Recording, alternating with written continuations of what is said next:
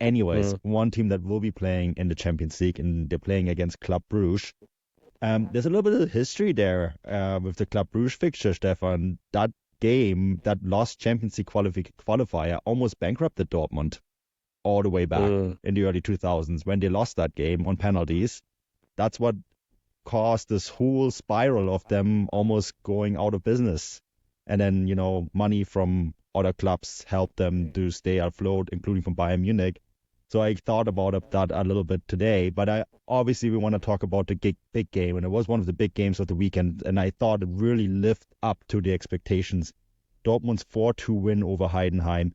The XG on this one, and I thought was really striking, and this is from the Bundesliga app, just sourcing it, was 216 to 1.99 in favor of Borussia Dortmund. So tighter than the result suggests. I thought Heidenheim played a really good game.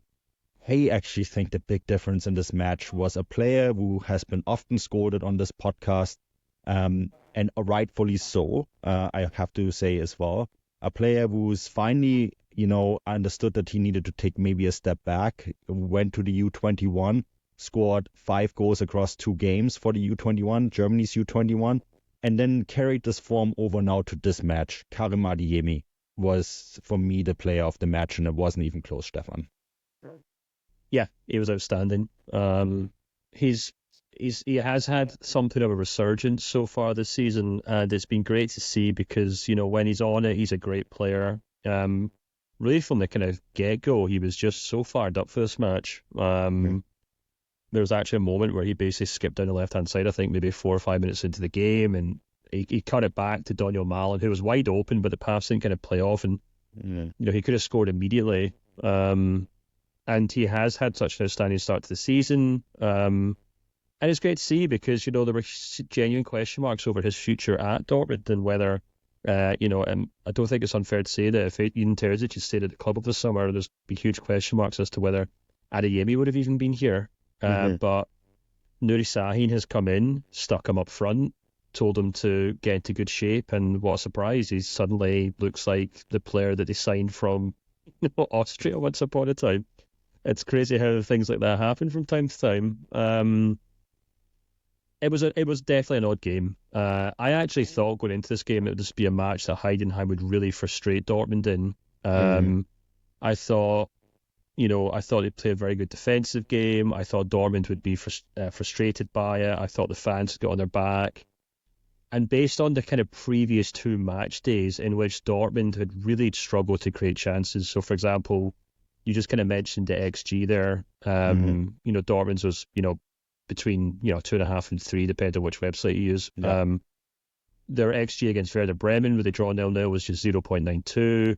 Their XG against Eintracht Frankfurt, which was a really dull game, was just 1.9, which they won 2-0. But you could definitely feel that as soon as the game started, you definitely got the impression that these players knew that they had to be on the front foot. They knew that they had to have this impetus to really try and go out and win this game, because if they gave Heidenheim any room to breathe, the whole thing would just kind of fall apart. And it was, I completely agree with you. I feel like the 4-2 result is maybe a little unkind on Heidenheim, to be honest with you, because it felt to me like a game in which I thought they actually really grew into the game. I actually thought they grew into the game quite a lot in the second half, to be perfectly honest with you. And if not for some outstanding individual brilliance, I think, from that attacking line, and I thought Dortmund fans should be really excited from the way that I thought Adeyemi was great, but I also thought Daniel Malen had a really great game. And I thought even though he didn't score, I thought Guirassy was very instrumental in allowing both of those players to really play to their best. You could just see the way that both Adeyemi and Daniel Malen just absolutely adored kind of playing off Guirassy and drifting around the pitch and running off him. And obviously he does such a good job of bringing other players into the game. And I thought that worked really well. But in kind of typical Dortmund fashion, I thought in defence they were actually a little bit all over the place to a large extent. They kept letting Heidenheim back in. Whether it was the penalty that was given away, which was just so clumsy, there was actually one of the goals, I think it was maybe the second goal, that Dortmund scored, came about from a counter-attack from Heidenheim. But that counter-attack only started because Felix Nemcha just gave the ball away in the middle of the pitch, really Yeah. clumsily, in which, Heidenheim rightfully thought we're onto something here. And I think it was Rierson who made a really good interception, which then led to them rushing up the pitch and scoring. And in a weird way, it felt like old Dortmund. It didn't feel like Terzic's Dortmund, and it didn't feel like the Dortmund that we were promised under Nuri Sahin, which was, was very possession based, ultra controlled system. It felt like box to box. Let's have some fun. We might concede a few goals, but we'll score more than the opponents. And at the end of the day, no one's going to really mind. That felt to me very much like what this game was, which I was quite surprised at, to be perfectly honest with you, because I just thought the whole point of Nuri Sahin coming in was that there was going to be something more comprehensive to that. And I get that we're only 3 matches in, and there's a lot going on here. And I actually thought a lot of the individual performances around the pitch were really impressive. The front three I thought were fantastic. I thought Brandt looked well. I thought Gross had another good game. I thought Rierson was outstanding at right back. But I don't know. It was just there was just little things. I mean, even the Nuri Sahin, the Nicolas Sula penalty call. I thought Anton got completely got caught out for. I think it was the first Heidenheim goal that just a swing in. The Pringer obviously scored with a header. Anton just completely loses his man there for what looks like a pretty straightforward cross. So for every good thing Dortmund did in attack, I feel like there was a corresponding hiccup in defence, which shows that I think the Dortmund team did well, but there's still a lot of work to do, I suppose. Yeah, I mean, I kept making the joke in the Substack chat, and it infuriated our Dortmund fans that when Heidenheim made it 2-1, I'm like, here we go, it's gonna fall apart again for Dortmund. And then when they made it 3-2, I'm like, here we go. And then, of course, Dortmund was awarded the late penalty and made it 4-2. I think 3-2 would have been almost a fair result based on what we've seen, right? I think it was a very close match, and you really have to give it to Heidenheim again, right? Once again, they play a fantastic match as the underdog. This really brand new team. As you mentioned, Pieringer scores, Bräuning scores a really big penalty. This is just to step up in that moment, and again, they poached him from Freiburg too. So he just steps up and puts it away, and at that moment you could sense that maybe there is something in this game, right? And they could make it 3-3, and they still get that point. Ultimately, they don't, and I think that we have to give Dortmund some credit for that, because I certainly think that last year there were times under Terzic where when Heidenheim makes it 3-2 with 10 minutes to go, maybe more, right? Just getting my timeline here correct. 16 minutes to go. It was in the 74th minute. Maximilian Bräuning scores, right? You sense, okay, well, there's a lot of time still here, right? For Heidenheim to do Heidenheim things and for Dortmund to do Dortmund things, and the fact that ultimately Dortmund were able to really push on and then get that really late penalty to seal it.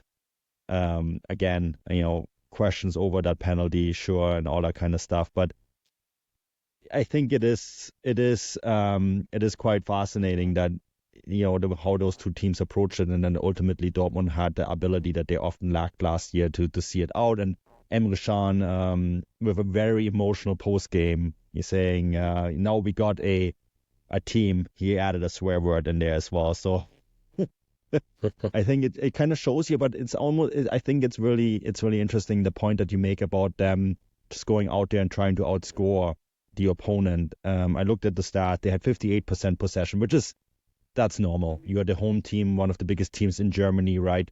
Playing in your stadium, in the Westfalen Stadium. You want to control the opponent no matter who the opponent is. I think it doesn't matter whether it's Heidenheim or another team.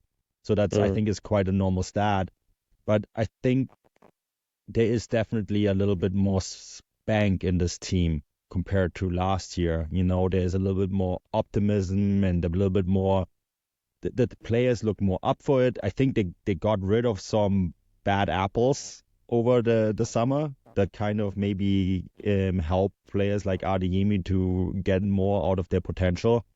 Someone like Mukuku, for example, who certainly was very unhappy to be there, is now gone, right? Even someone like Marco Reus and Mats Hummels, they're club legends, and I want to be careful on how I'm going to phrase that. But I don't know.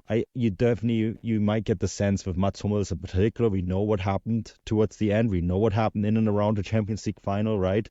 And then of course Marco as well. Maybe just being these old grumpy men sitting around in the dressing room who just like have this is our final chance to finally win a title with Dortmund kind of stuff and attitude. And maybe this is a good thing. And I kind of just sense there's a bit more. I think there's a lot of more work that they have to do. Their defensive weakness is shocking at times, right? The fact that no lead is safe is something that is really concerning. But it just feels more positive, Stefan. Yeah, it does. And I think you make a really good point about those players having to move on. Even if they meant the best intentions, like they still bring with them, a degree of experience or an expectation, because both of them probably obviously played under Jurgen Klopp when the club was at its height. And it's just very hard to completely rebuild a team when you've kind of got these old heads who almost demand to play. I mean, obviously Marco Reus didn't start every game last season, but there was almost an expectation that he had to come on in the second half no matter what. Mats Hummels, we've talked about a lot in terms of, obviously he was very good at a certain style of football, but if Dortmund wanted to play on the halfway line and really press teams in, he just really limited what they could do. But at the same time, they could drop him. So it really limited what Terzic could do last season, and obviously Nuri Sahin didn't have much interest in that. And I do have to kind of echo what, did you say it was Emre Can after the game who said they've got a team? I completely agree with him in the sense that if you actually look at the players that, it's a strong starting 11, but it's also, if you look at the players that they brought off the bench, Marcel Sabitzer, Jan Couto, the player, from Manchester City, Maximilian Bayer, one of the most highly rated strikers in Germany right now, Emre Can, say we want about him, experienced kind of international, and then also Jamie Gittins on for Adeyemi, who was the star in match day 1 and has shown what he can do. And those are 4 or 5 players who would be starting for top 6, top 4 sides in the Bundesliga, and they're all coming off the bench. And if Sahin can keep all these players happy, and that's even without a team without Nico Schlotterbeck, for example, on the side. So it's a team that definitely has enough depth to, at the very least be a top 4 side. But it just comes down to, as you said, whether Sahin can really kind of figure out what his best 11 is, and whether he can kind of figure out a way to put together a system that's maybe a little more convincing. And I think at the end of the day, 4-2, people walk away from this game thinking, well, Heidenheim are top of the league, they're in good form.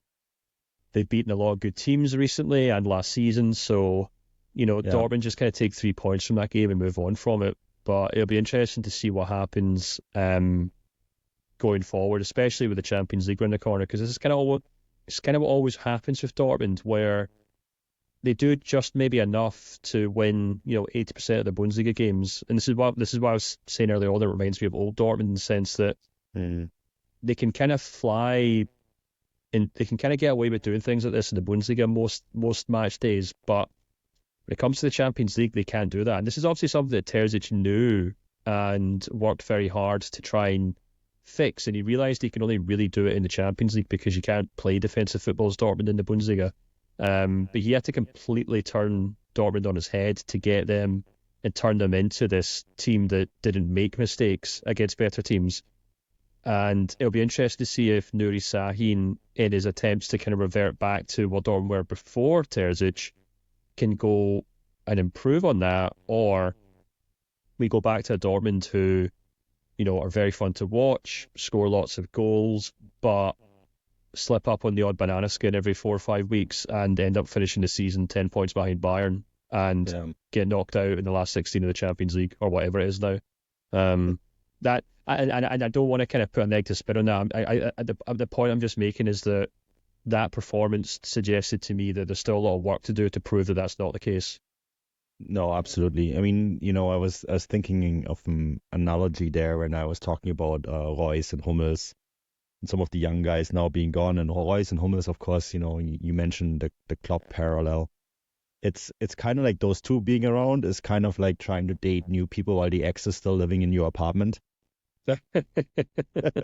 And so, you just can't really have a new reboot. And I don't know how well that analogy works, considering that Nuri Sahin is one of those people as well. But I think it adds a whole new dimension to the media coverage that Mats Hummels tends to get outside the sports papers in Germany, but I'll say no more on that. well, he's now in Italy, in Roma. He went straight to the source, I would say, when it comes to top models. So good for him.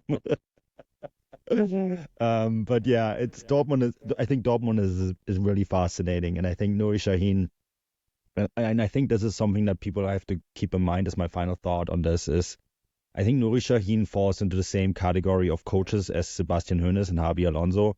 He preaches and believes in the relationism on the pitch, right? This new football system that's made its way over from South America and is, I think, going to supplant a lot of the gegenpressing tendencies that we see in the Bundesliga. Some of that will always be there because Germans like lots of goals, so you're never going to get rid of that completely. But I think that system also will take some time to really fully work. It's going to take patience and time. And so I think it's going to be fascinating to see how Shaheen is going to make this work.